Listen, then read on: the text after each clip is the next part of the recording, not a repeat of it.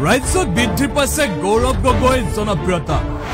প্ৰতিখন সভাতে সমাবেশ ঘটে হাজাৰ হাজাৰ লোকৰ স্বাধীনতা দিৱসৰ দিনাও হুজাইত গৌৰৱ গগৈক চাবলৈ ভিৰ একাংশৰ সঁচাকৈ ৰাইজৰ মৰমৰ হৈ পৰিছে নেকি গৌৰৱ গগৈ হিমন্ত বিশ্ব শৰ্মাতকৈ গৌৰৱ গগৈৰ বৃদ্ধি পাইছে নেকি জনপ্ৰিয়তা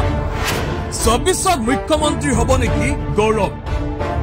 এতিয়া যেন গৌৰৱ গগৈক লৈ একাংশৰ মনত বাঢ়িছে উৎকণ্ঠা গৌৰৱ গগৈক চাবলৈ এতিয়া একাংশই হেতা ওপৰা লগা দেখিবলৈ পোৱা যায় আৰু সেয়াই পৰিলক্ষিত হ'ল স্বাধীনতা দিৱসৰ দিনা হুজাইত একাংশ লোকে গৌৰৱ গগৈক চাবলৈ হেতা ওপৰা কৰাৰ লগতে হাজাৰ হাজাৰ দৰ্শকৰ সমাৱেশ ঘটিছিল গৌৰৱ গগৈক চাবলৈ স্বাধীনতা দিৱসৰ দিনা হুজাইত বীৰ দি বাট নোপোৱা অৱস্থা হৈ পৰিছিল গৌৰৱ গগৈ সেইখন সভাত সঁচাকৈ গৌৰৱ গগৈ বৃদ্ধি পাইছে নেকি ৰাইজৰ মাজত জনপ্ৰিয়তা হিমন্ত বিশ্ব শৰ্মাতকৈ এতিয়া গৌৰৱ গগৈ অধিক শক্তিশালী বা জনপ্ৰিয় হৈ পৰিছে নেকি অসমৰ ৰাইজৰ বাবে সঁচাকৈ মুখ্যমন্ত্ৰী হ'ব নেকি গৌৰৱ গগৈ সমাগত ২০২৬ৰ নিৰ্বাচন কিন্তু সেই নিৰ্বাচনৰ পূৰ্বেই এতিয়া গৌৰৱৰ যাদু চলিবলৈ আৰম্ভ কৰিছে অসমত যলৈকে যায় গৌৰৱ গগৈৰ পিছে পিছে যায় হাজাৰ হাজাৰ মানুহ কেৱল মানুহ আৰু মানুহ সেয়া লাগিলে হুজাইত হওক সেয়া লাগিলে যোৰহাটত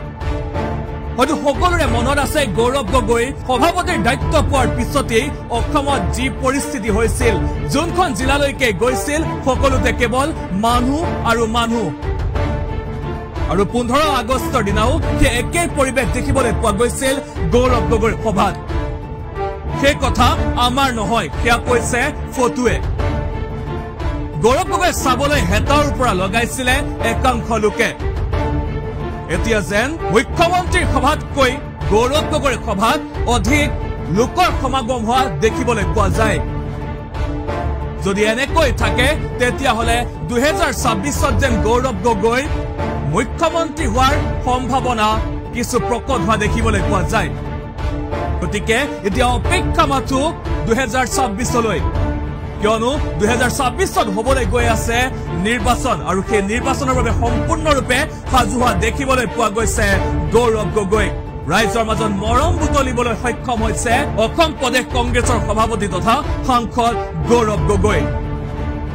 গতিকে এতিয়া অপেক্ষা মাথো ২০২৬লৈ